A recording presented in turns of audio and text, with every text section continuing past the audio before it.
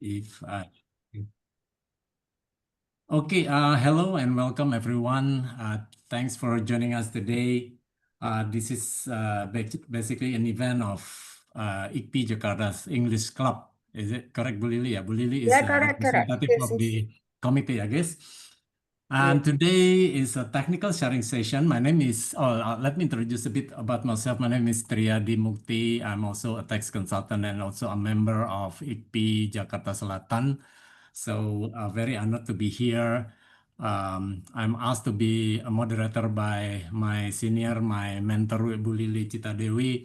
So I can't say no, but it is a great honor. So thank you very much for the opportunity. So I'll be your moderator for this afternoon. Oh, sorry, this evening. Today's topic is beneficial ownership. It is something that we as a consultant are increasingly asked about, especially in light of tightening regulation and global transparency standard. And whether you are advising client in, well, basically international taxation, whether it is in corporate structuring or due diligence or compliance, um, understanding of who the real decision makers or controlling parties are is now more important than ever. So it is also an increasing topic for the regulators, I guess, in an effort to combat tax evasion. And we are very lucky to be joined by our speaker today, Pak Ikhwan Sukardi. I think this is, I don't think I need to introduce him to everyone because everybody knows him. If we have a celebrity in tax consulting business, Pak Ikhwan is one of them, I guess. Pak Ikhwan has very extensive experience in international taxation, and he will walk us through the key definition, the legal landscape, the regulatory issues, and as well as the practical issues related to beneficial ownership. So we can learn a lot from him. We'll begin with his presentation and followed by a Q&A session afterwards, so we can have a discussion. And feel free to raise your question, raise your comments, or you want to share your experience as well, welcome. Because basically this session is for us to learn about something technical, but as also learn about English. So don't be shy, just speak up, right? And probably a bit of introduction about Pak Ikhwan. Pak Ikhwan has been around for, I don't know, Pak, I think more than 25 years, Pak. Yeah, I'm not saying that you are old, but you are experienced, right? And Pak Ikhwan has been with KPMG, if I'm not mistaken, for quite some time, and then joined Medco Energy before he moved to the current firm, which is RSM. And he's now the partner, a tax partner, as well as the head of tax services for RSM. He was graduated from Faculty of Law, University of Indonesia, and Google told me that he has 2 master degree. The first one is International Tax Law from Leiden University, Netherlands.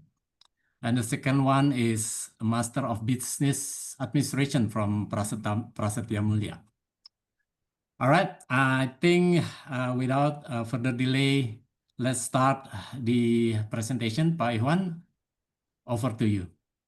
Thank you. Okay, Pak Triadi, thanks for such a nice introduction. Also, thank you, Pak Sahata, for the opportunity given to us. Ibu Lili, it's been a long time, Bu Lili. Yeah. The last time,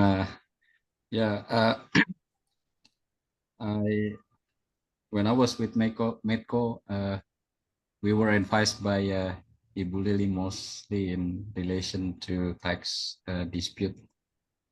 And also thank you, Debbie, for arranging this session, and also good evening to Anytime. our colleagues.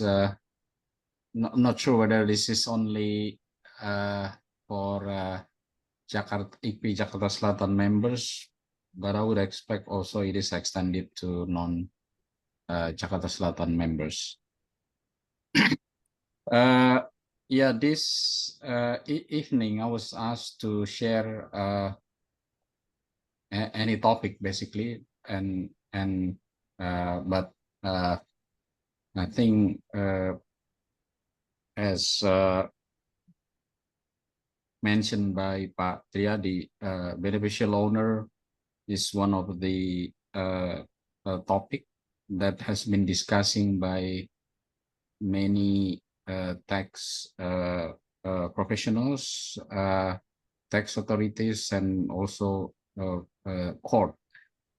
And it is always interesting to learn the process, the output of the cases, the discussion, and more importantly, the development both under domestic and international tax cases. So I'll cover the presentation. Hopefully, I can make it in.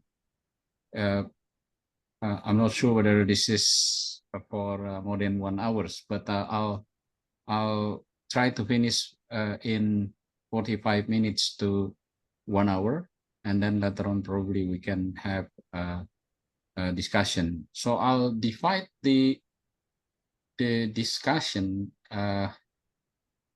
under 3 parts actually, but probably I'll also switch to study cases because I think I was asked also to present the study case, and it is also important to understand the application of this because from academic and from practical consideration, the term is quite complex, both because of the application is quite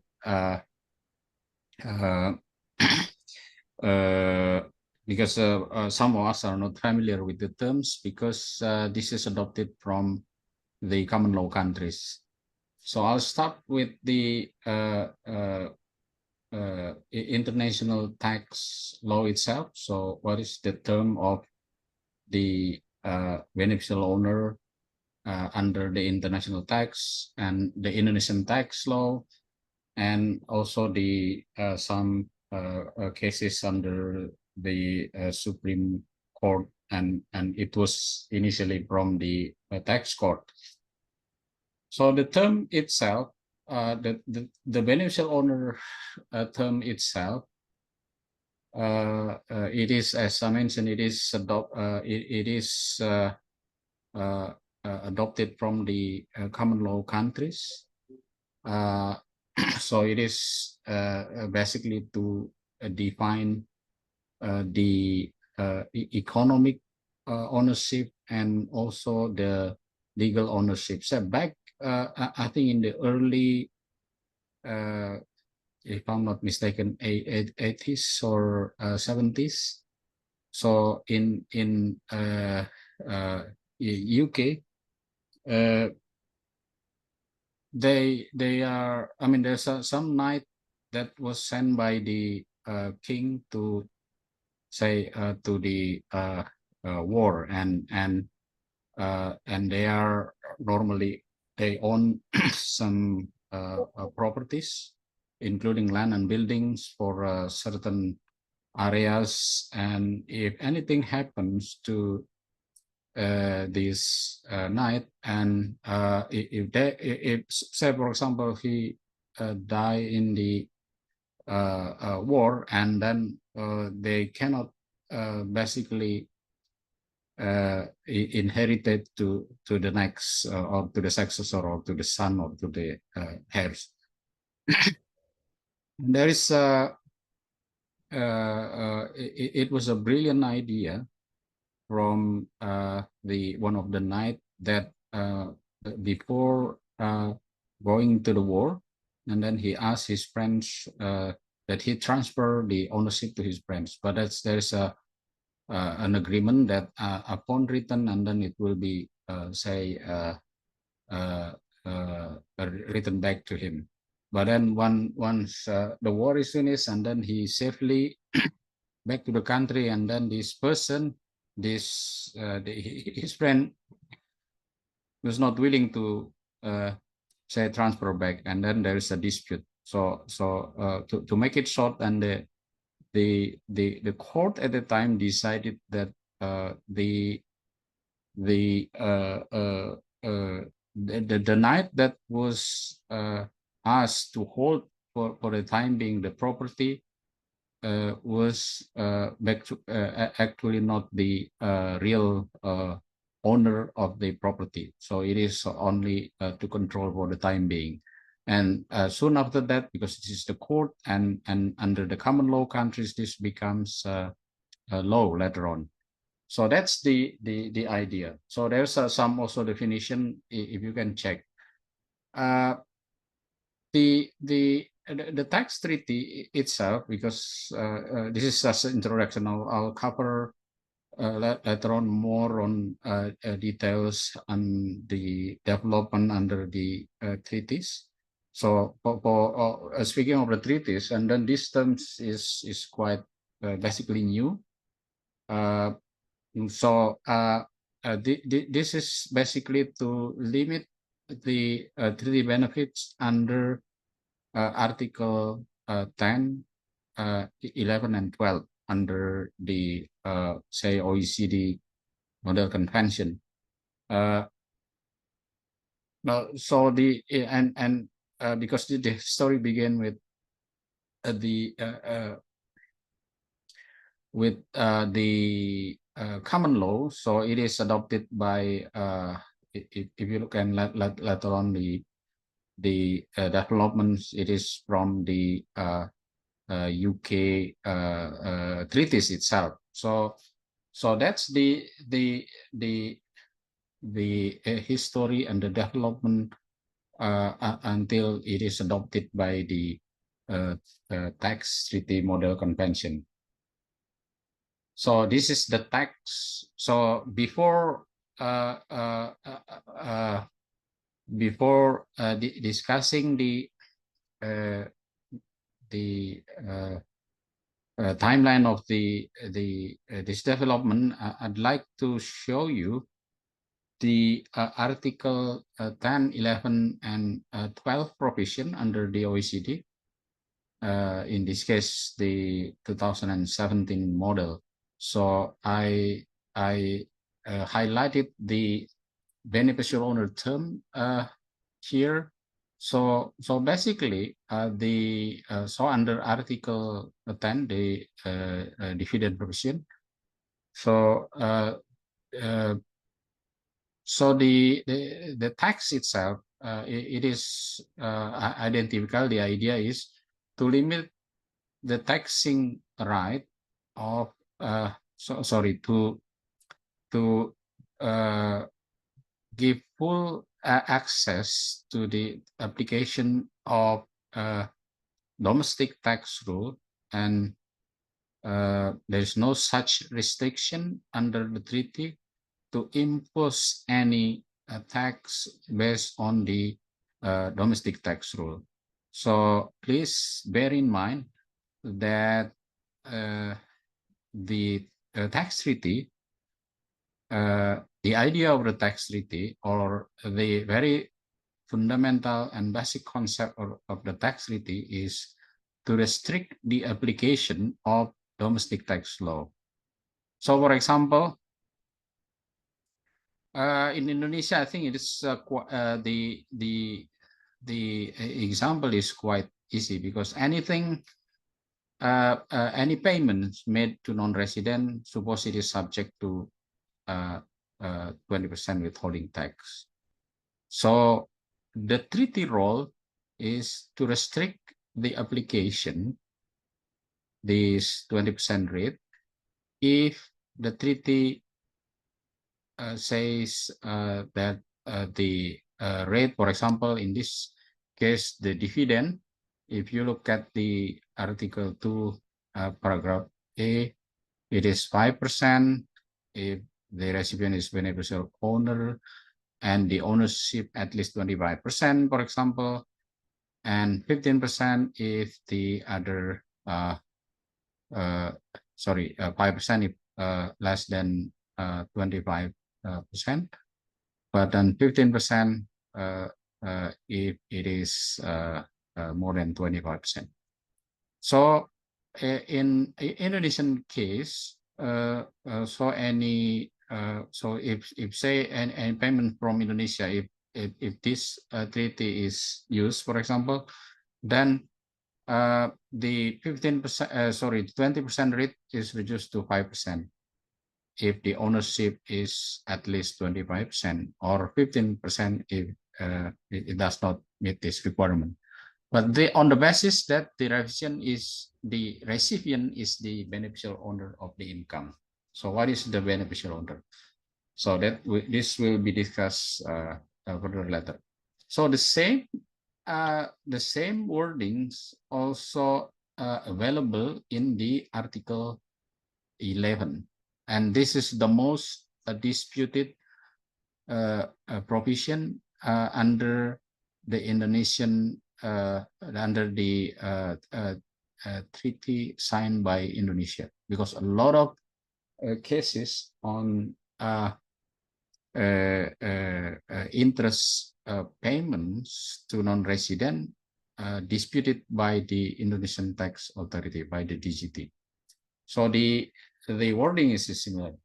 So the interest arising in a contracting state and paid to resident of the other contracting state. So if it is, say, in relation to treaty payments to the Netherlands, so how to read this provision is interest arising in Indonesia and paid to non-resident, and the wording is the other contracting state. So we are referring to the other countries. In this case, for example, Netherlands may be taxed in that other state. That other state meaning the Netherlands.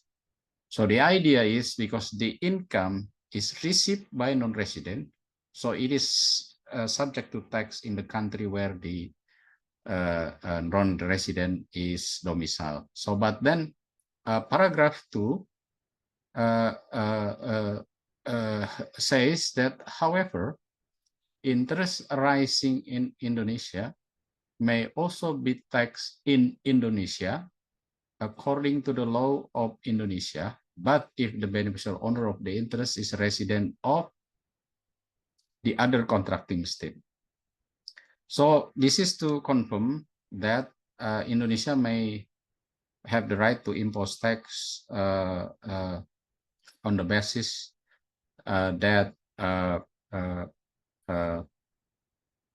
based on Indonesian law, and in this case, Indonesia has also domestic provision to impose tax on interest payments. But because I mentioned that there may be cases where any country, they do not impose tax on this interest payments, so the treaty does not apply.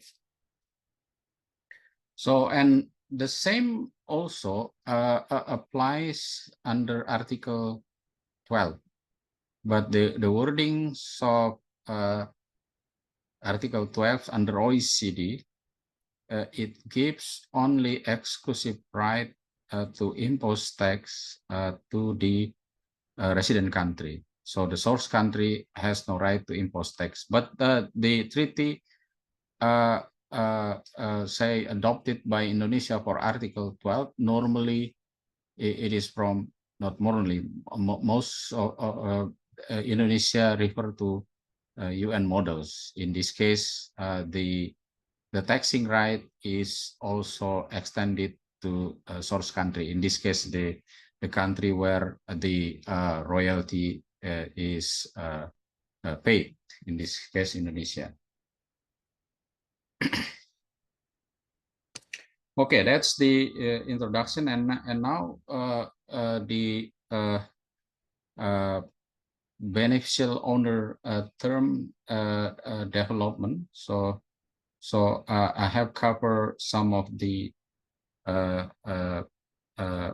timelines already. So early 60s. So basically, I'm not going to repeat again the what happened in UK, but the OECD model firstly introduced the BO, the beneficial owner concept, back in 1960s, but it is, as mentioned, is adopted from the UK practices. But there is no such common understanding of the what is beneficial owner, and but then the Article 3, paragraph 2 of the OECD model says, unless the context otherwise regulate, then it should refer to the treaty. So any treaty, any terms defined in the treaty, then we should follow a treaty definition. But if nothing in the treaty, the definition, and then we'll refer to the domestic tax law. Domestic tax law, first we have to refer to tax, income tax or tax provision, but then if not available, and then we can extend to the other definition. Then 1977, the term of beneficial owner was incorporated in the Article 10, and then later it is also further developed that OECD should conduct report that also heavily discuss the or the limitation on treaty benefits, especially in relation to the use of conduit company. And then some countries also started to adopt this under their domestic tax rules, including Netherlands. And then later on in late 80s, German, Italy protocol also mentioned beneficial owner in relation to Article 10, 11, and 12.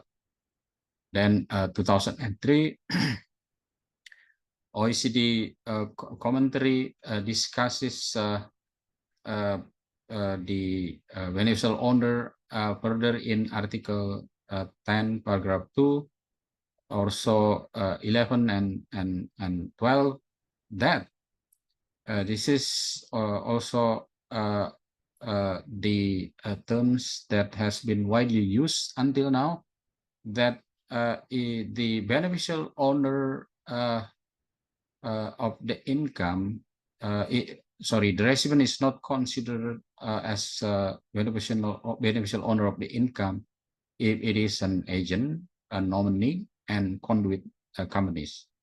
So those has been used by the OECD, but then later on there are some also further development. But then the idea is, as long as the recipient is they are not agent, they are not nominee, and they are not conduit companies, suppose the recipient is considered as beneficial owner.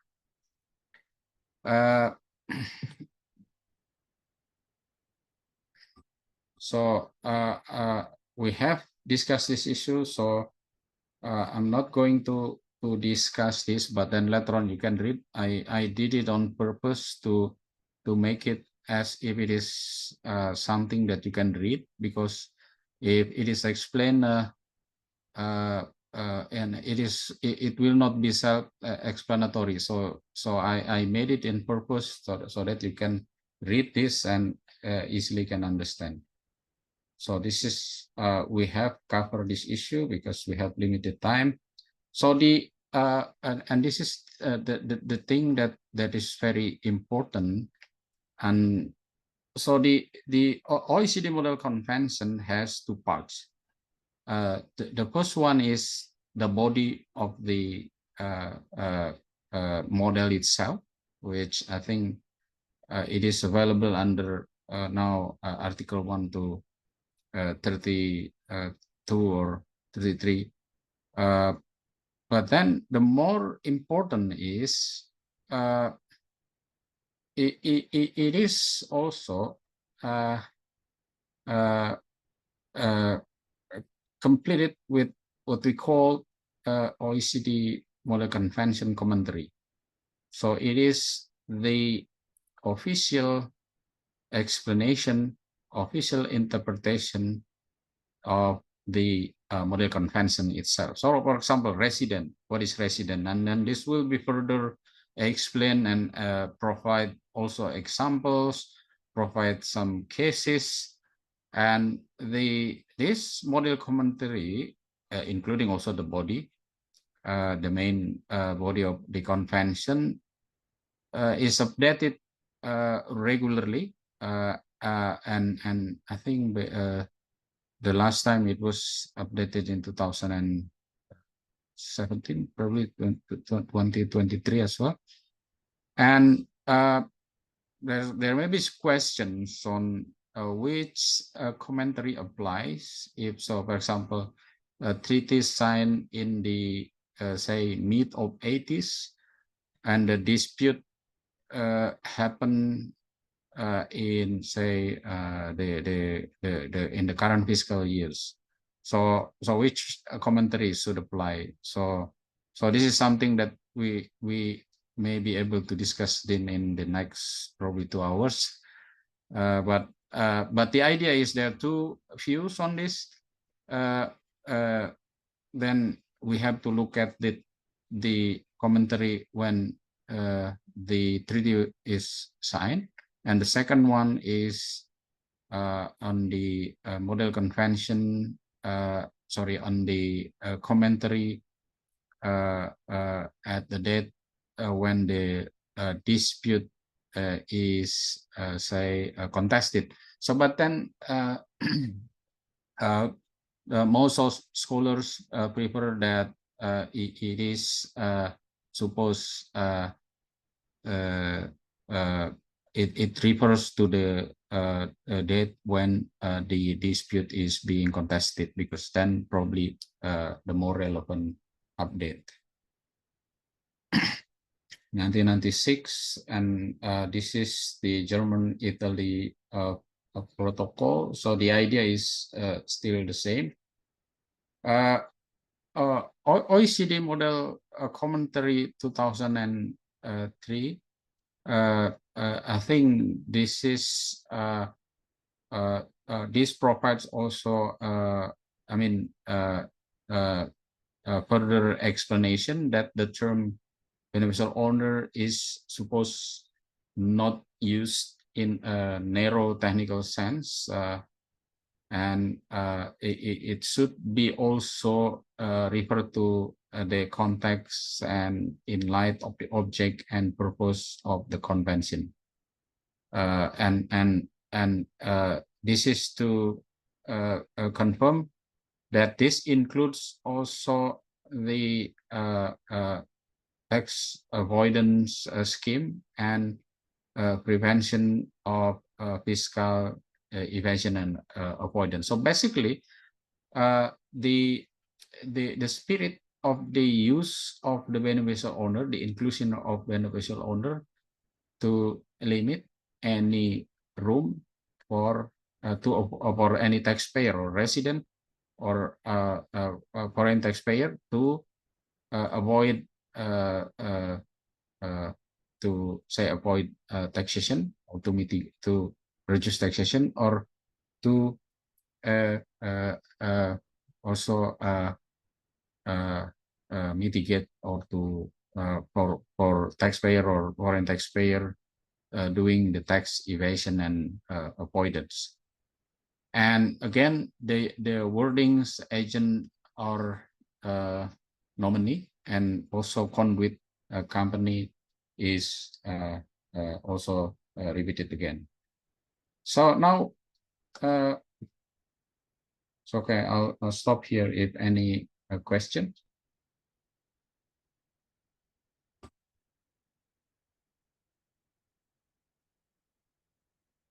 So again let me repeat again. So the idea is so there are three conditions of the recipient of the income or the foreign tax payers receiving any income from the source country. It is not considered as beneficial owner if it is an agent, it is a nominee, or it is a conduit company.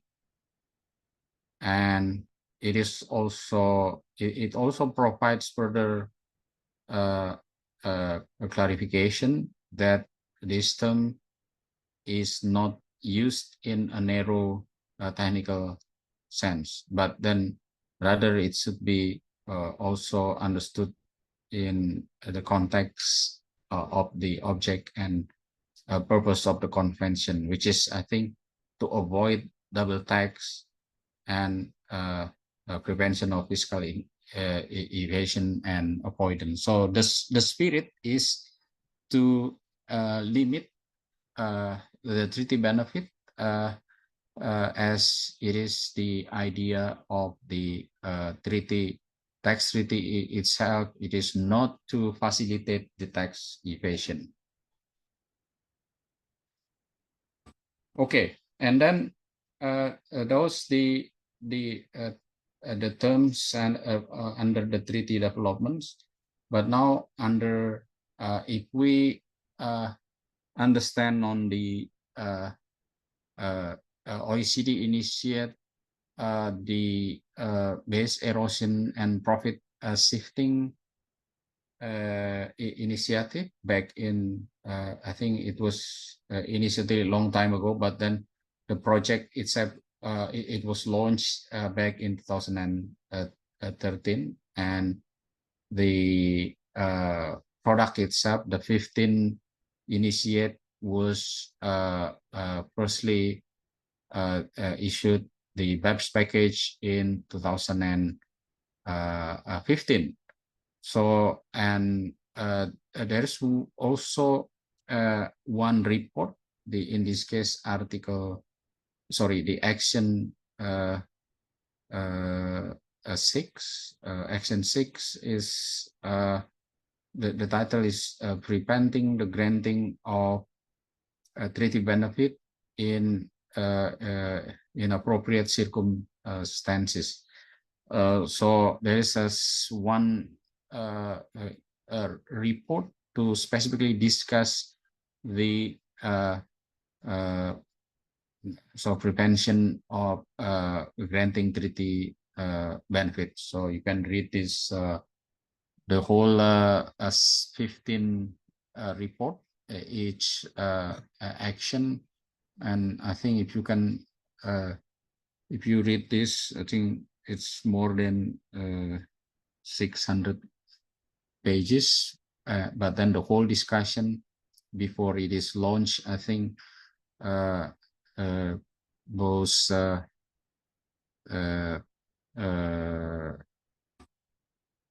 suggestion, the discussion, comments, and it is up to 6,000 pages, and received from multi institution, NGO, tax authorities, academics, and also from professionals and in-house tax pro.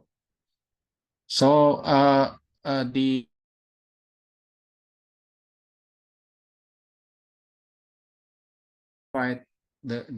terms that has been widely also used by the tax authority as treaty shopping. So it is their major concern And Action 6 was basically designed to limit or to prevent any treaty access to inappropriate recipient. So that's the idea, but I'm not going to discuss this in details. But then what we have to remember that BEPS Action 6 to prevent the treaty access or treaty benefit in appropriate circumstances. The new terms introduced is treaty shopping, and the term of beneficial or owner was also in this case refer to issue in relation of limitation on benefit, which is I think the terms normally used by the US treaty models. And the second one, the principal purpose test. So principal purpose test, which is I think now included in the multilateral convention, multilateral instruments, that basically treaty benefit will not be granted if a structure or arrangement transaction was principally driven by the treaty benefit. So we have actually adopted this one earlier. So if you recall and I'll go also to this part, the prevention of the access under it is included in the form DGT one, that one of the tests is whether the transaction or the structure is tax driven motive. So this is the included also in the Article 6. And then move to the OECD commentary issued in 2004. Also, the beneficial owner, again, it was re-emphasized that it was not intended to be interpreted in this context and not to refer to any technical meaning that it could have had under the domestic law of a specific country. So why did this is included in the 2014 commentary? It is triggered by the fact that some developing countries, they come up with an idea to deny any treaty provision, especially in relation to the beneficial owner, by providing the definition under the domestic tax law. But we have to remember that the definition or the negative definition under the OECD is basically to negate the three conditions: agent, nominee, or conduit companies. But then it's been extended to, especially if you look at that 2014, and it is triggered by Indonesian initiative, which will look at this later on in 2009, and also in China in the following years. So OECD considered that it's very important to say, re-emphasize that it should not be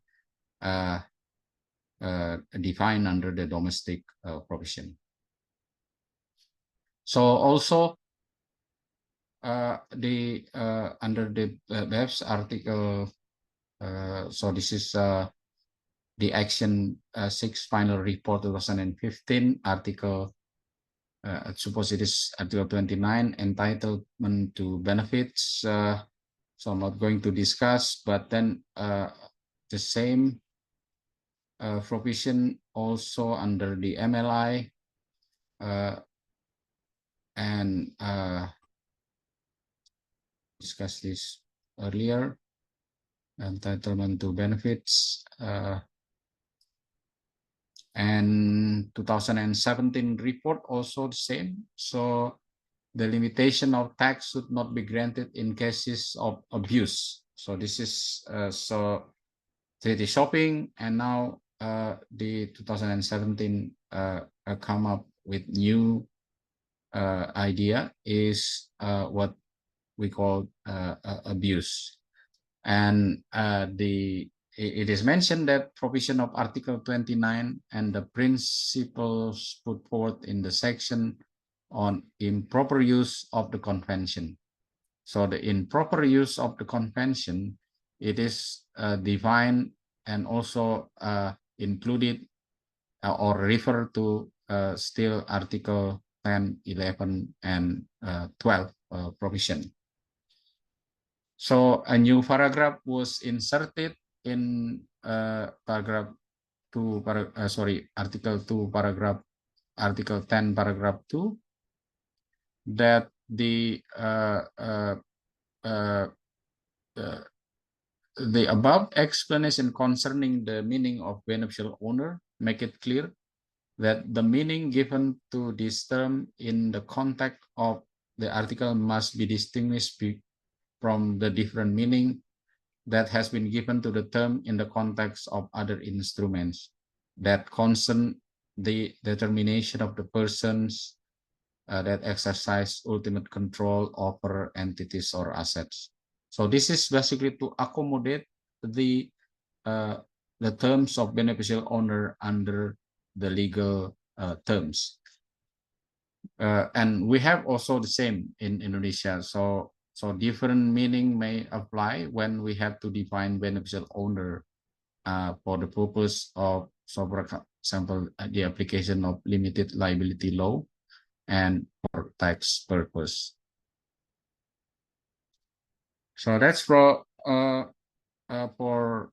international tax or treaty meaning. So for the Indonesia, I'm not going to discuss this in detail, but I'm going to remind you also the application. So the first attempt to define beneficial owner, it is included in the income tax law. And then there's also some circular letter issued in 2005, 2008, 2009, 2017, 2018, and 2021. But I think the latest what is relevant for treaty benefit is the one issued in 2018. So I'm not going to discuss this further because I think we have limited time, and but the more important is I think per DGT regulation number 25 2018. So this revokes regulation number 10 2017. So basically this is to simplify the use of Form DGT from DGT1, DGT2 to become only Form DGT. So this is the form itself. So and this is the summary of the form itself. So you can look at this later on. But so the Indonesian definition of the beneficial owner, if you look at this back in 2017, so and it is included in the form itself. So basically the Indonesian definition of beneficial owner, it is the, so if you look at the form itself, so the first part is in the information of the income recipient. Part 2 is basically certification by competent authority. So it is the so basically confirm is the recipient is a resident of the respective treaty countries, but it to some cases it can be also supplemented by the certificate of resident. Part three is the declaration by the income recipient, but it applies for banking institution and pension fund. And part four, it is to be completed the income recipient if it is individual. Part five to be completed if the income recipient is non-individual. And part six to be completed if the income recipient is non-individual and the income earned is or are dividend, interest, and or royalty. So this is the to confirm or we can conclude that this is the basically the test to confirm whether the recipient is beneficial owner or not. So the question is whether the entity is acting as agent, nominee, or conduit. So this is consistent with the guidance provided by the OECD. And then the second one, the entity has controlling rights or disposal rights on the income. OECD has also a discussion on this, but it does not necessarily that I will check again in the study cases on this, whether it is necessary for the entity to have a controlling right or disposal right on the income.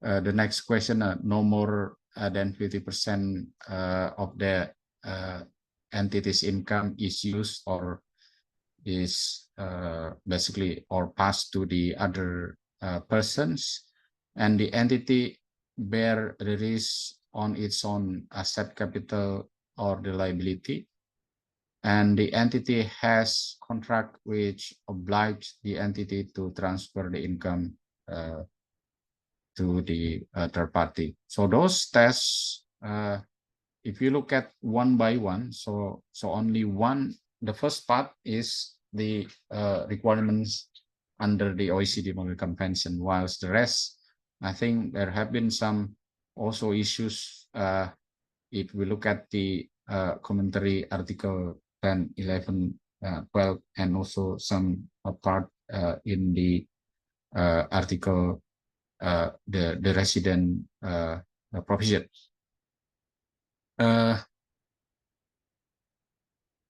So that is the definition under the Indonesian rules. So basically, the development or the revolution of the terms itself, it was issued to respond or to basically attack some transaction and to facilitate the tax authority to impose tax on this, or to limit the application of the treaty because of the say widely used at that time. I think if you look at the say DGT regulation, it was issued to attack basically the use of financing a structure under Indonesia-Netherlands Treaty. So it results at the end the say the denying of the treaty benefit, and even worse than the treaty itself was revoked at that time, and then Indonesia renegotiated the treaty and enter into a new one, and also the protocol that was I think recently adopted. And the I think it is also important to review the Indonesian court, in this case the Supreme Court. So I'm not going to discuss this in detail, but then these two cases are available in the Supreme Court web and the tax court web. So the first one, this is in relation to the use of the Netherlands entity to issue bonds. So the global bonds was issued under the Netherlands law. So there are two reasons at least why did they set up the Netherlands. The first one is, of course, this is for to reduce their funding costs, because under the first one is the interest rate or the interest coupon under the Dutch entity or whatever financing costs, if it is under Netherlands entity, is normally more, so it is cheaper than the if it borrows from Indonesia. And the second one is the comparing to other treaties back in prior to the amendment or prior to the protocol was signed.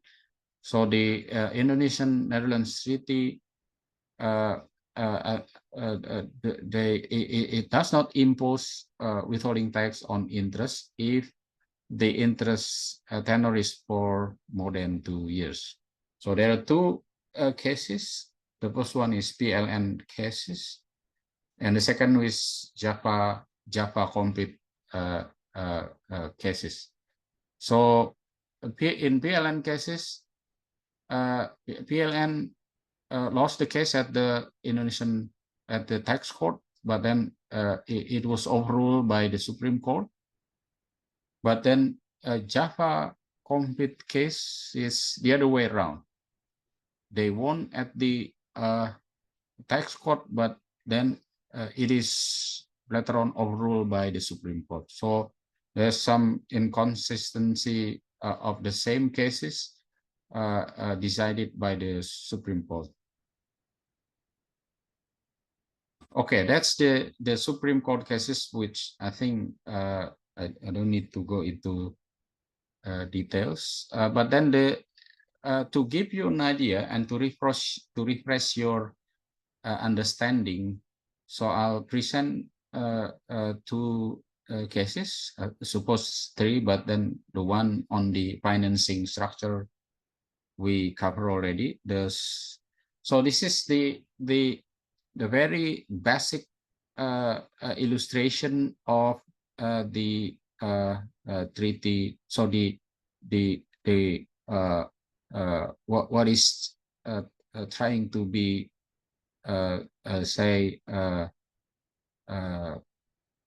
challenged by the treaty. So it is there is no tax treaty between Saudi Arabia and the US. So for your information, why does or why Saudi Arabia has no tax treaty? Because they don't impose any tax. They impose only zakat, but that does not cover by any treaty, because treaty cover only, if you look at the article to the scope of the treaty, to cover only income tax. And so that is why Indonesia has a treaty with Saudi Arabia, but only in relation to the international flight. So there is no treaty Saudi Arabia and US, and if say US company paid dividend to the Saudi Arabia, and then under the US laws, it will impose 30% withholding tax. And if we see from the scheme, then later on, if say they come up with an idea to impose, say, Netherlands company in this case, then Saudi Arabia enters cities shopping by using tax treaty between US and the Netherlands. So you can see that Saudi Arabia established then a company in the Netherlands, to basically enjoy a 3D benefit on dividend payment, and it results that through this Netherlands company, Saudi Arabia will not impose tax at 30% on dividend payment, because dividend payment made to from US to the Netherlands, then it will be subject. I think it is 5% under the Netherlands US treaty. But then when it is later on distributed to Saudi Arabia, Netherlands does not impose tax on dividend distribution.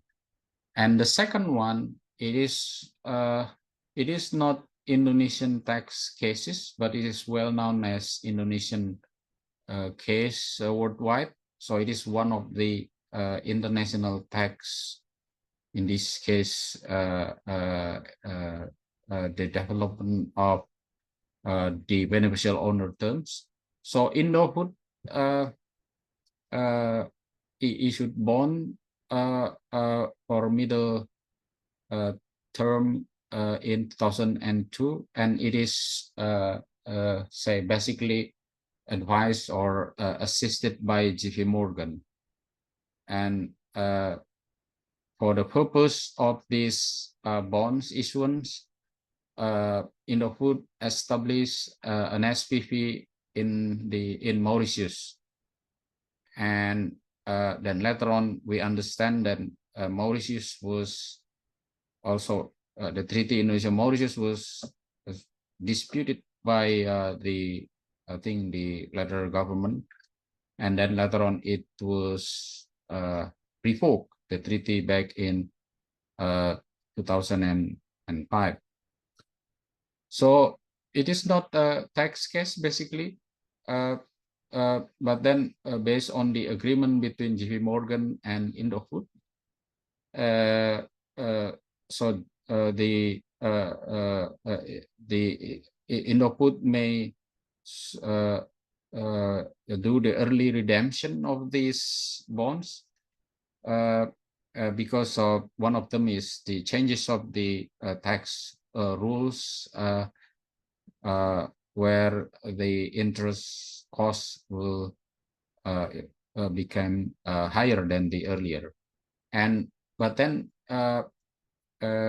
JP Morgan come up with an idea. How about if we establish a new co in the Netherlands, in which the withholding tax rate is it is not 20%, it is not 10%, even it is now 10%. But then Indofood, yeah, because at a time, yeah, I was I also involved in the discussion, and the Indofood says that there is also strong arguments that this may not be accepted by the Indonesian tax authority.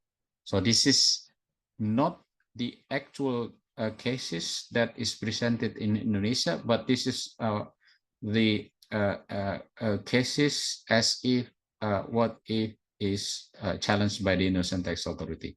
The case itself was reviewed by the English court, so it is, and also it is not a tax court, and the focus of the discussion was at that time whether the interposed company, the NewCo, its establishment will justify that 0% withholding tax will apply.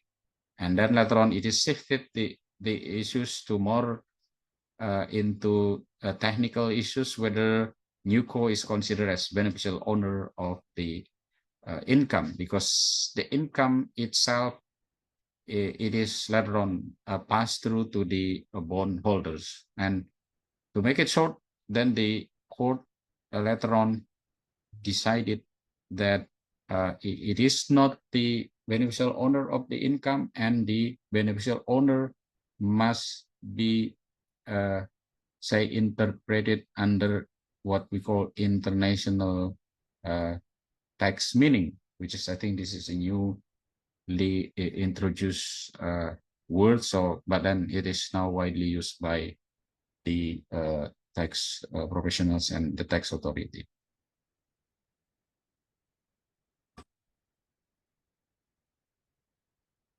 Okay, I skipped the study case number 3, but now and this is but this is just to give you an idea of the different output on more or less the same case.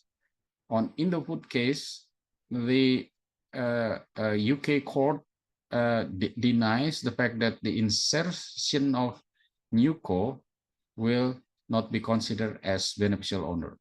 So and it justify Indofood to basically redeem the bonds earlier than the period agreed in the agreement. So study case 4, it is in relation to the same insertion of the holdco in the Netherlands.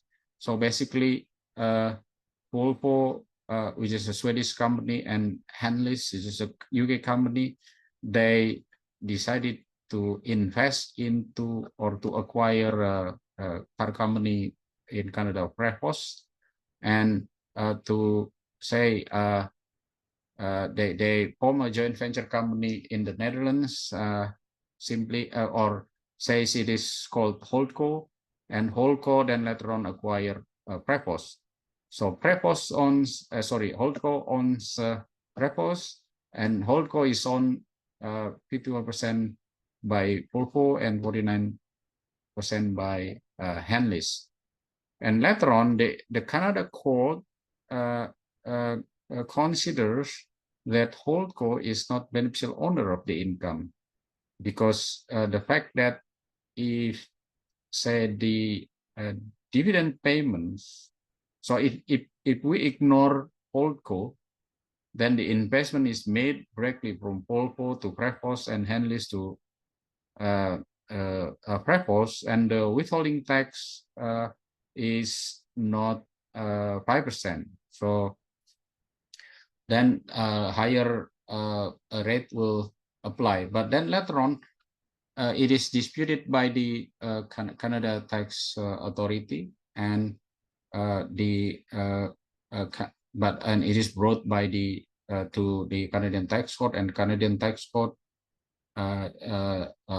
decided that Holdco was beneficial owner on the basis that the domestic provision in common law and civil law countries, and the expert witness Stephen Van Wiegel. I had a discussion also with Stephen on this case, and ultimately they consider, because they simply refer to the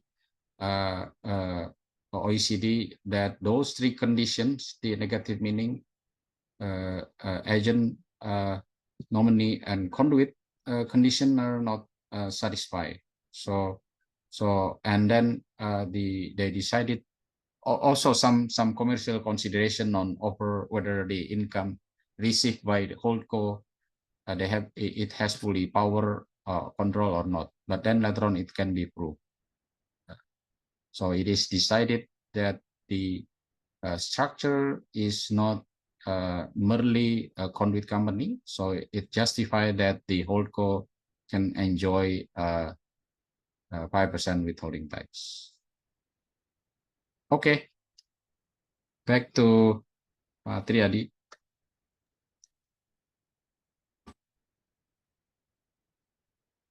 Okay, well, thank you very much, Pak Iwan. I guess that was a very insightful presentation, and we got a lot of information from him. We have some questions here from Pak Sony. Sony Subagio. He already he wrote down some question here. Maybe we can start with the first 2 questions. The first one is, considering the evolution of this concept in both domestic tax law and international tax treaty, what steps would you recommend for tax practitioners to ensure compliance, and how can tax authority reconcile differences in interpretation to minimize treaty shopping and provide certainty for multinational enterprises?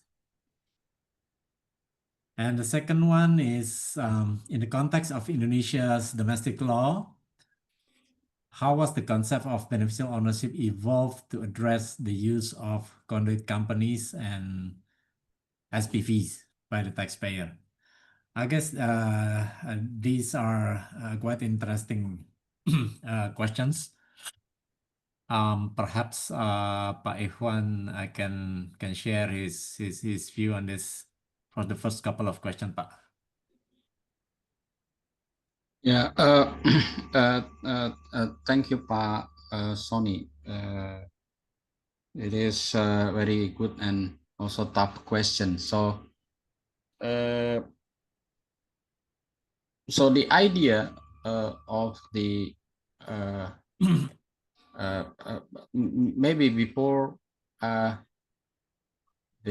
before we discuss how to resolve these issues, and we have to agree that any term or any provision in the treaty, if we have to say further understand the meaning, the say the background, and then we have to refer to the OECD commentary. So this is the very fundamental. So if the treaty if the treaty provide definition, then we have to refer to this definition. Then if your question is to what steps that we as say tax professional to ensure that the structure of the advice to fully comply with this interpretation, and the question is, then we have to refer to the what is guided by the OECD model and also OECD commentaries. But yeah, I'm doing my research on this and on the tax treaty interpretation, and unfortunately, most the output of the Indonesian court and the Indonesian Supreme Court, they are not consistent with what is guided or what is provided by the OECD commentary and also the model convention, which is, I think I had also the opportunity to compare with some other countries. So I took 6 countries, both in Europe and some Asian countries, and it results also the same. So so there again, there is no guarantee that if we follow, but the most idealistic is we have to follow the what is guided by the OECD, what is the terms, what is the background provided in the commentary. But later on, we have to face the reality, but then that the tax, not only the tax authority, but the court and the Supreme Court, they may ignore or they do not consider this provision, which is, I think, unfortunately, this is the majority of the cases on the cross-border which require the interpretation in Indonesia. And sadly to mention that it applies also to other countries, and it's been recognized by the OECD also. And I think what we need to hear from OECD is they have to encourage the members and non-members, which I think part of the inclusive frameworks, to include in their domestic tax law that any treaty provision in relation to the whole interpretation, they have to refer to the commentary, which is, I think, Indonesia use this in, I think, SA 52, but then it is only a circular letter. And what is interesting is Indonesian Netherlands protocol includes also the provision that in any interpretation in relation to the term of beneficial owner, if any dispute, and it must refer to the OECD commentary, which is applicable at the time when the case is being disputed.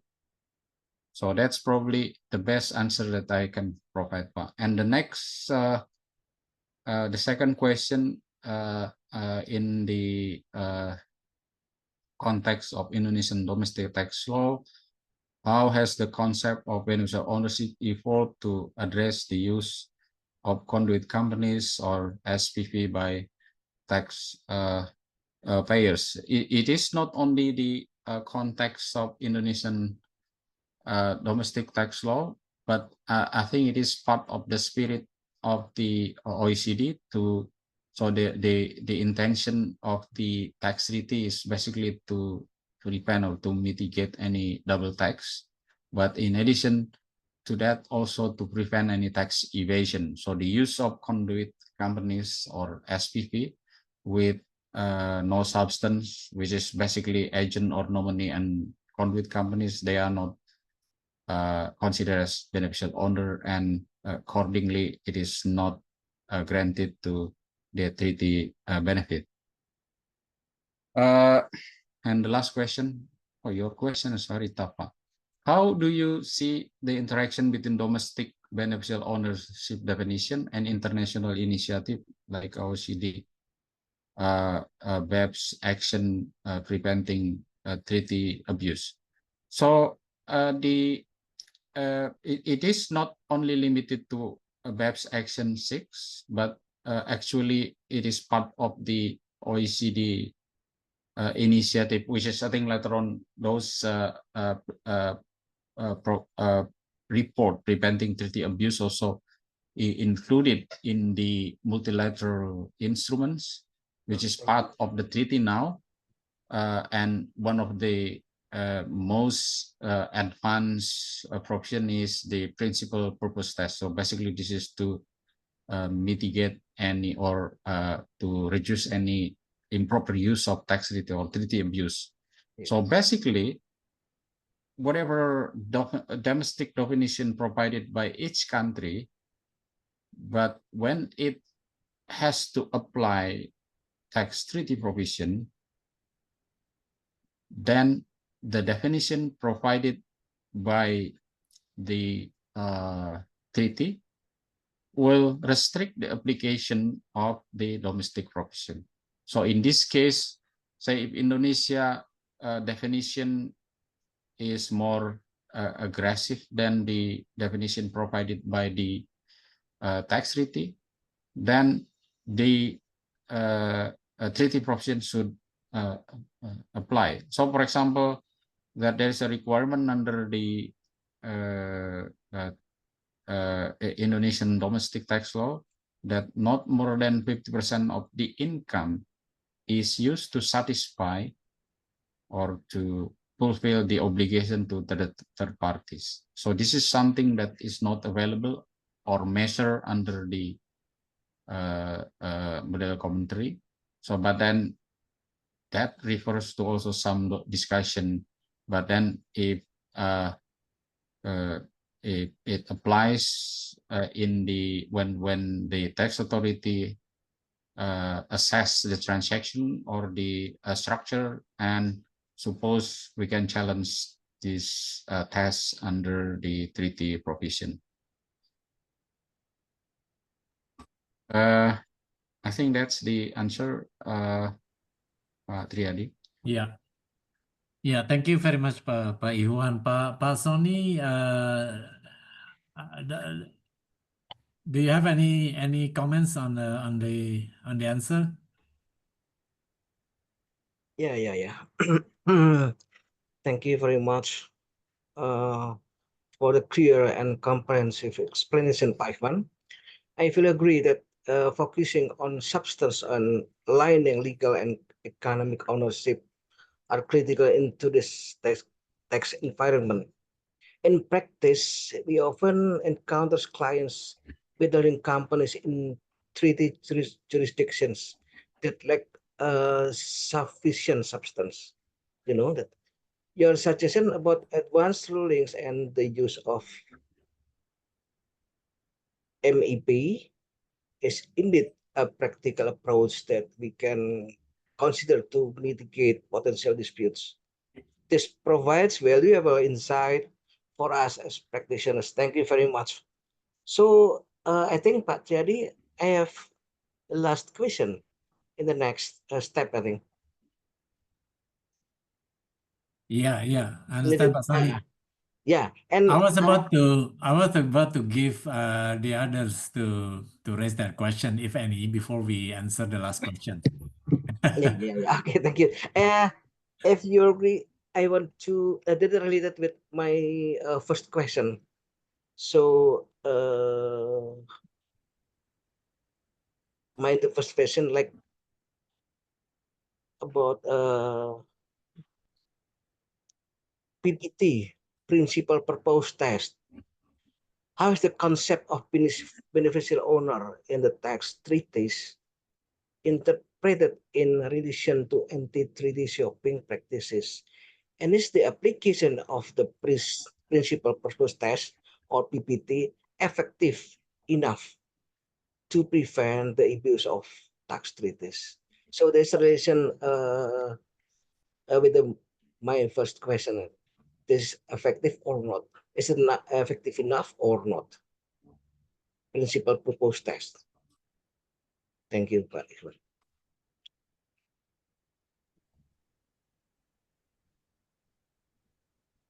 Okay, principal purposes test.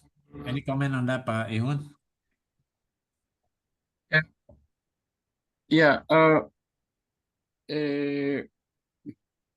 Yeah, the principal purpose test was introduced as part of the BEPS initiative. So now it is included in the as part of the multilateral instruments. And if you look at the Indonesian position, then for this, because this is a mandatory provision, so we apply this once. And I think the idea is, as we explained and as we discussed, that the idea is to prevent any use of a treaty for quote unquote for the parties to basically does not have or if the transaction of the structure is driven by the treaty motive, so or tax motive. So, but then the next question is, so this has been widely discussed also at some international tax forum. So the purpose of the tax treaty itself, in addition to first is to mitigate any double tax or to prevent any tax evasion, but also to promote investment. And we have to consider that say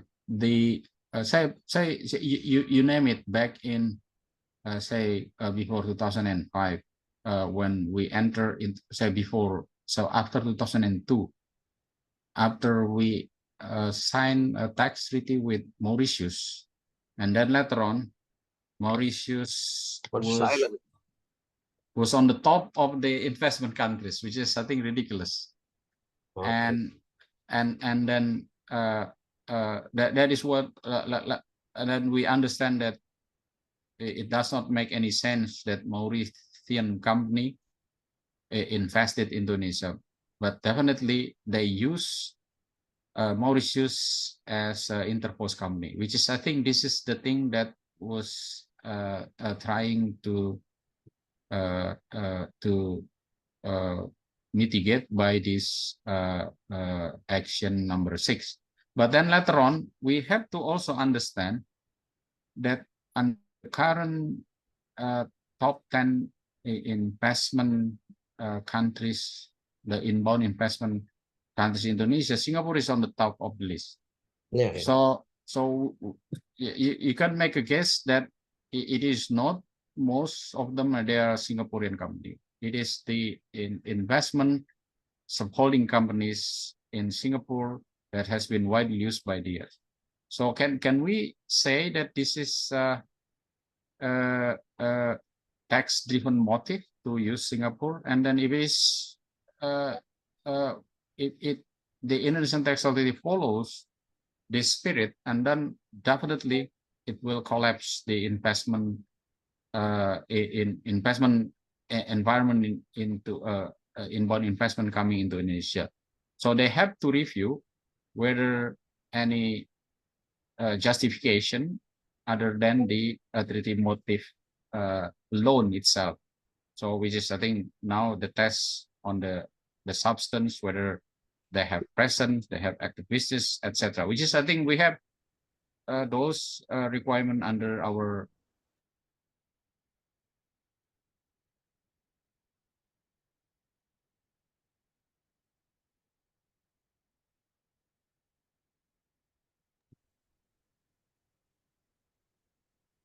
Lost contact. Wow, Pak Triadi. the speaker is maybe have the trouble signal ya. Okay. Now, guys, he's back. Okay. Ivan, we lost you for the probably the it is last raining here. 30 seconds. Net. Okay, thank you. Okay, let me switch.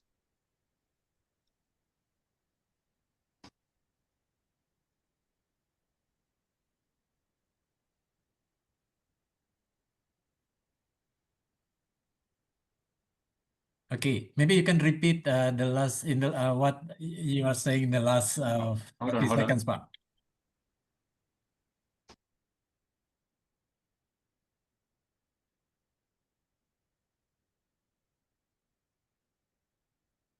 So can you hear me now? Yeah. Okay. Yeah.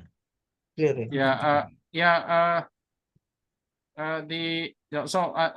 In short, that we can say compared to the current condition that Singapore is on the top of the investment countries, which is I think to be more realistic. So it is not Singapore real money.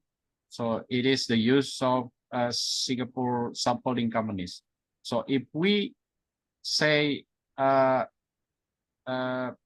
use this principal purpose test to say basically review this structure, then we cannot say apply this only to say it is tax driven motive. So we have to extend this beyond this provision. So the idea of the tax treaty, in addition to say mitigate double tax. Okay. Think loss again eh.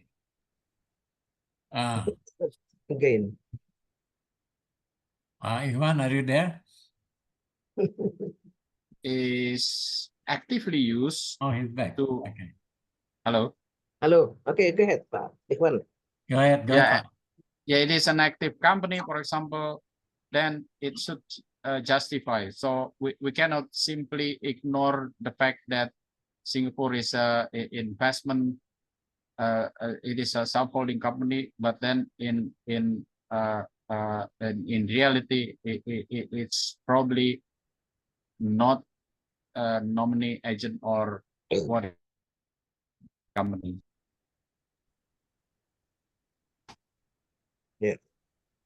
Okay, that is a very interesting comments, Pak. Maybe just a follow-up question from that. What do you think about the look-through concept, Pak Iwan? Whether it should be applicable? Just a simplified example. If using Singapore, if Indonesia, for example, making payments of interest or dividend or royalty to Singapore, but the Singapore company is actually not a beneficial owner of the income, so it is considered as a conduit or agent or nominee. Then the beneficial owner is actually, say, a U.S. company, right? Which tax treaty that should be applicable, Pak? Do you think the tax treaty between Indonesia and the US should apply? Or there is no tax treaty benefit that can be accessed at all? So, thank you, Pak. It's a very good question, and also this has been widely discussed and also challenged by some countries. But then the very fundamental response for what is relevant for Indonesia is it is a self-assessment. So if we are unless we declare that, so for example, it is a Singapore company owned by US company, but when we say submit the form DGT, we declare that the recipient of the income is not the Singapore company. It is look through. So, but for some reason we have to explain why it is considered as look through, because Indonesia does not recognize this. Suppose because the first self-assessment initiated first or implemented by the payer, in this case the Indonesian company. So if say regardless of the relationship with Singapore company and the US company, the party has the power to assess is the Indonesian company. So if the position of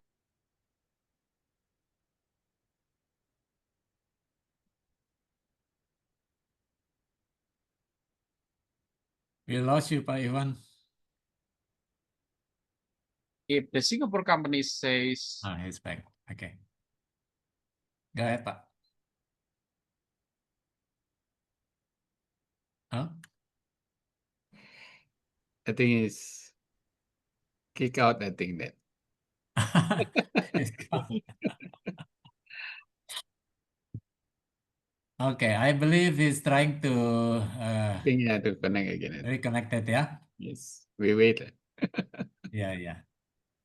Yeah, in the Jadi, meantime, while we are waiting for Pak Iwan, can we discuss between the practitioners, especially when we establish SPV in Singapore? So when Pak Iwan join us, he can chip in with our discussion. So generally, based on my observation, assisting financial bankers and some Indonesian startup companies, the reason that they place Singapore as a holding company, as an intermediary company to get financing from external, from banks, from investment bankers, and then basically not only because of the reason of favorable tax regime in Singapore. Yes, as we are aware that there's no capital gain there, there is a dividend exemption facility, low corporate income tax, etc. But generally, because of the strong legal and regulatory frameworks and strategic location and other commercial and marketing reason, because Singapore is a gateway to a bigger market in China, right? And therefore, my question, if Pak Ikhwan already written to the forum, whether this non-tax motive can be considered to substantiate our reason to establish a holding company in Singapore?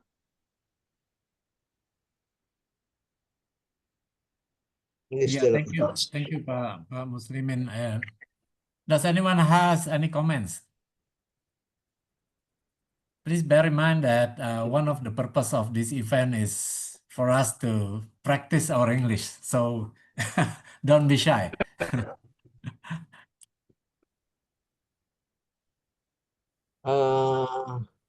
Pak Triadi.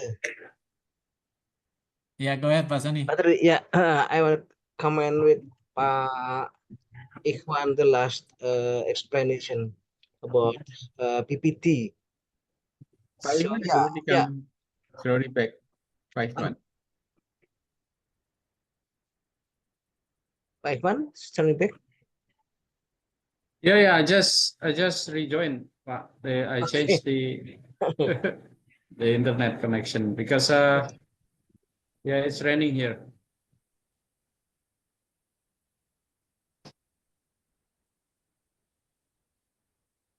Okay, so where were we? I guess. Yeah. Okay, Pak Soni, go ahead, Pak Soni. Okay, Pak Ikhwan, yeah, I fully agree. However, the application of PPT across jurisdictions requires clearer guidance to minimize legal uncertainty. In Indonesia, tax authorities have been cautious in implementing PPT, but as part of BEPS measures, it could strengthen Indonesia's ability to counter treaty abuse effectively. This is according to my mind. That's right.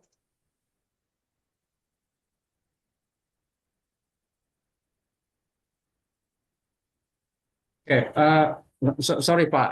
I couldn't hear you clearly. The last part.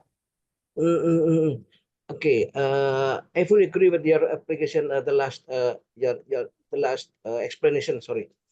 However, Yeah. the application of PPT across jurisdictions requires clear guidance to minimize legal uncertainty, right? In Indonesia. Yeah, I fully agree, Pak. Yeah, okay. Thank you. Indonesia tax authorities have been cautious in implementing of PPT, but as part of BEPS measures,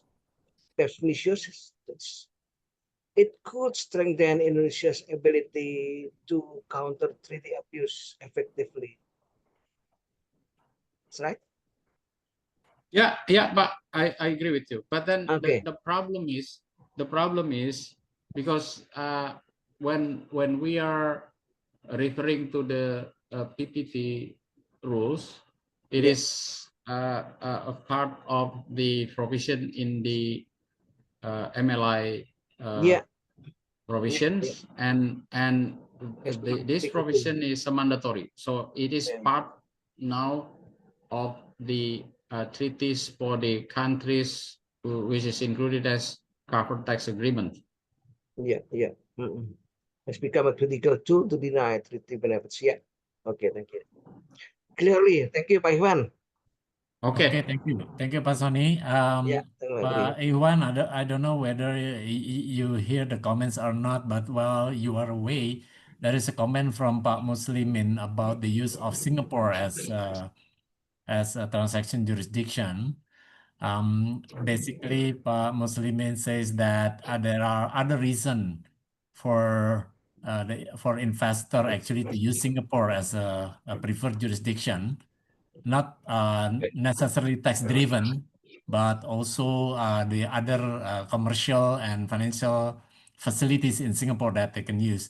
The question is whether that can be considered to justify that it is not a conduit company for tax purposes. Pak Muslimin, correct me if I'm wrong, but feel free to explain further. Yeah, I fully agree. But then if we take the position from the tax authority perspective, so they may have different opinion. But again, it is quite clear that why do they choose Singapore as countries to establish some holding companies. It's not only for tax purpose, but then location-wise, then the legal system, and also access to say funding, etc. Then Singapore is the best place. And when it is challenged by the tax authority, then what would be the arguments? But then that is probably the issues. And I think we have to refer to the also the international practices and also the application of the tax treaty. So if say for example the Singapore is the shareholders, and any say dividend payment to Singapore, so we have to, if it is or for whatever payments under the treaty, if we need to access the treaty, then we have to. So, but this is more admin process to say justify or to legitimate the use of the treaty. Then we have to supplement the form DGT in this case. So the question is whether who is responsible to justify that whether Singapore entity is beneficial or not, owner or not. So it is it is supposed the Singapore tax authority, the one who suppose the best party to confirm, and this is also the what is included in the tax treaty, who is a resident, and Indonesia suppose has no authority to challenge this further unless they have information or under the exchange of information under the treaty, or based on the confirmation from the Singapore tax authority that it is not beneficial owner of the income, which is, I think, it is supported by that is why the form itself, it must be say certified, or they have to provide a certificate of resident in this case.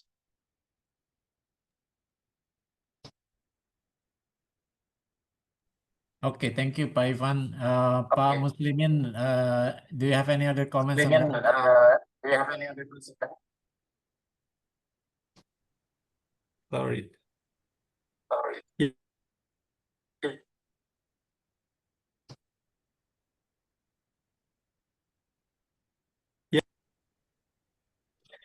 Go ahead, Pak Muslimin. Yeah, okay. So yeah, thank you for the response, Pak Iwan. So basically, we are as a tax consultant, and our responsibility is to protect our client interests in term of the from the tax exposure, right? And then we have frequently faced unfavorable interpretation from the tax authorities on the client's transaction, and then especially for placing intermediary company or holding company in Singapore not to be considered as a beneficial owner of the business. But again, as we discussed earlier, Singapore provide a lot of facilities, attraction, legal and regulatory system that will become the biggest reason for the investor and businessmen in the world, not only from Indonesia, to place their holding company in Singapore.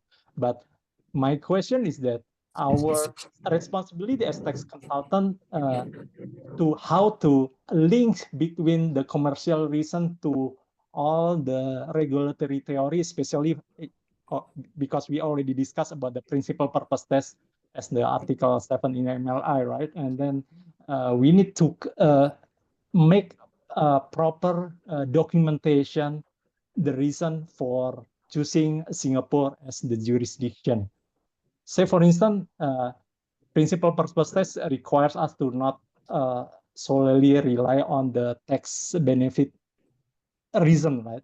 But say, for instance, for financing, debt financing, and then we need to demonstrate in the loan agreement or in the loan facility agreement the reason that why we use Singapore, because most of the international bankers prefer or ask Indonesian companies to place borrowing party in the Singapore rather than from Indonesia directly. So I have a interesting conversation with the business owner in Indonesia, the reason that why they use SPV in Singapore, and then the answer is quite straightforward because my bankers asked me to establish an SPV in Singapore because the law enforcement of the security and the loan itself can be effectively enforced by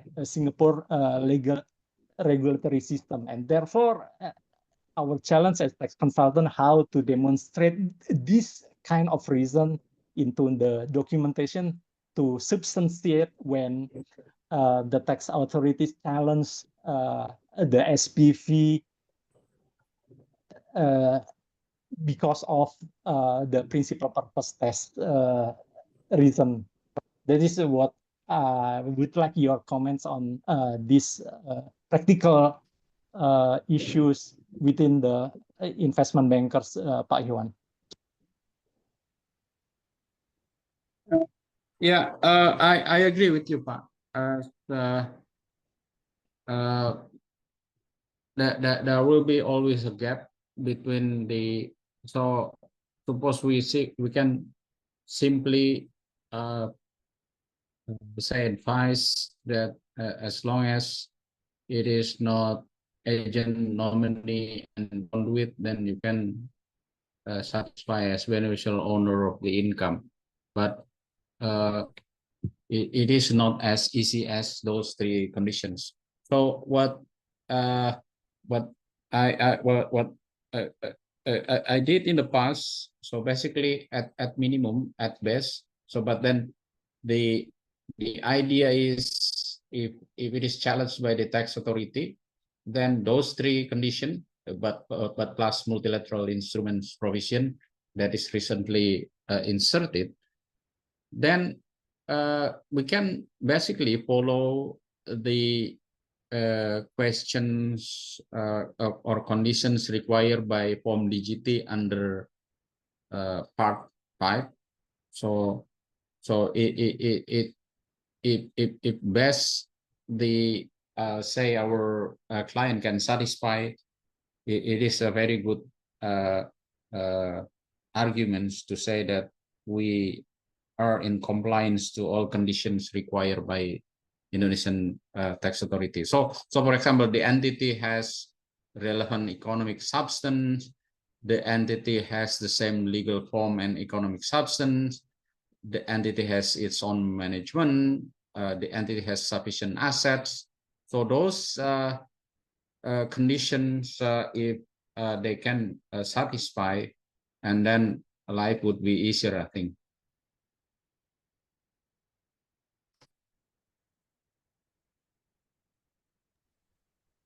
Yeah. Thank you, Pak Iwan. But I will leave it to other participants first because rather than we just the discussion between both of us. Okay, I will leave it to others, Pak Triadi. Yeah, thank you. Any other comments from anyone? on this particular topic. I think this is very an interesting issue. Feel free to raise further question, or if you have any comments on this. If not, we have probably this is the last question from Pak Jalidin Koderi. Pak Jalidin, can you open your mic and raise your questions? It's about the effort in terms of double taxation, Pak. Can you explain the question, Pak?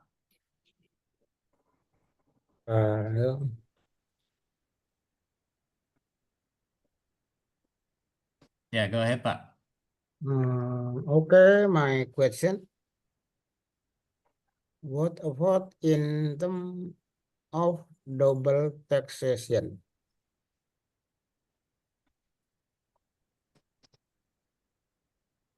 What effort in terms of double taxation? Can you explain a bit, elaborate a bit your question, Pak?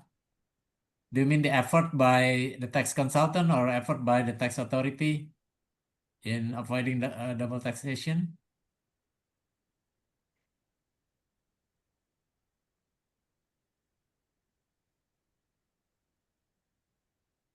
Sorry, my answer.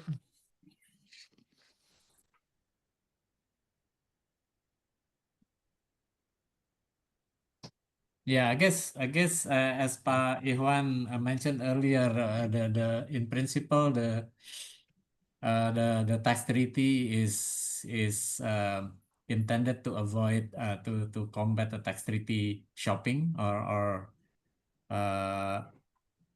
yeah, the term was tax treaty shopping and then changed into, sorry, I need to check my notes. But I guess the question is, what about a double taxation, Pak Ihwan? Yeah, the tax treaty, the main purpose of the treaty signed by two countries is to facilitate or to mitigate any double tax. If the question is how, so there are two mechanisms depending on the system of the respective countries, and the OECD provide two alternatives. It is by way of a tax credit or by way of exemption. So in Indonesia, we are tax credit countries with some methods and some limitation. But so any tax paid outside Indonesia will be accounted here in order to mitigate any tax. But for some countries, for example, most of European countries, they are exemption countries, so or they are territorial basis countries. So basically, in tax paid outside Indonesia, and the income will not be subject to further tax in their country. So basically, this will 100% eliminate double tax because no further tax applies in the countries. Okay, thank you, Mr. Ikhwan Sukarli.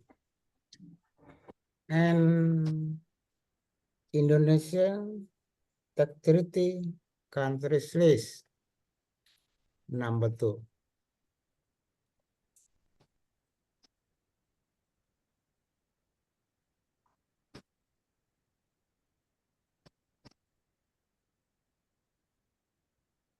Sorry, Pak, is that another question? Can you repeat, Pak?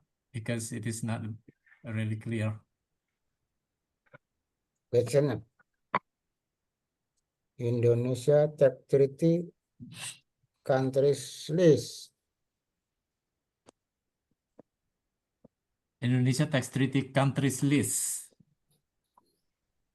Yeah, we have signed, I think based on my memory, so we have signed treaties with around 71 countries, and I'm not sure whether there's any recent edition, but I can check in the. But you can check to the DGT website. Yes, thank you. DGT website. Ya. Okay, thank you. Thank Mr. you, Pak Jalidin. Any other question? I guess because this is approaching 9 p.m., I guess I give another one question, the last question from anyone, please.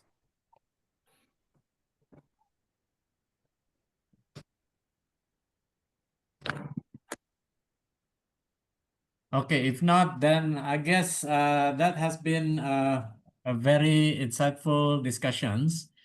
Thank you very much for Pak Iwan and also the other participants for raising the question and interactive discussion. I guess for closing remarks, I would like to invite Pak Sahata to give some words before we close the event. Thank you very much. Okay, thank you, Pak Triadi. Thank you for all participants that we can have today's sessions. So our discussion on the beneficial owners comparing domestic and the treaty interpretation. I think the speaker already highlighted just how important to clear communication and technical understanding on our profession. So this is not about just a legal concept, but practice tool. So we can advise our clients and then analyze, engage in an international tax matter. So I also emphasize that the broader purpose of this forum is to explore the key of the text topic, but not only the key of the text topic, but also the platform to practice and improve our English. So we can help us to more competent and confident to global connecting professionals. So let's continue to challenge ourselves, ask questions, and grow together. We know the IKPI is a consultant kelas dunia, so we have to practice it because the English is the way we connected to global. So we are in IKPI Jaksel. We have many talents speaker that can provide us support us in the English club. So we hope that it can help us growing together. So thank you for all and see you in the next session. And I give it back to Pak Triadi and thank you for all the speakers, especially for Pak Iksan. I know you are busy, but you still can help us from IKPI Jaksel. We thank you for your support and then Pak Triadi too. So always help us to grow up this club. Thank you. Thank you very much, Pak Sahata. I think with that closing remarks, we can end this event. Thank you very much again for Pak Iwan Soekardi and all the participants. See you guys in the next event. Thank you very much.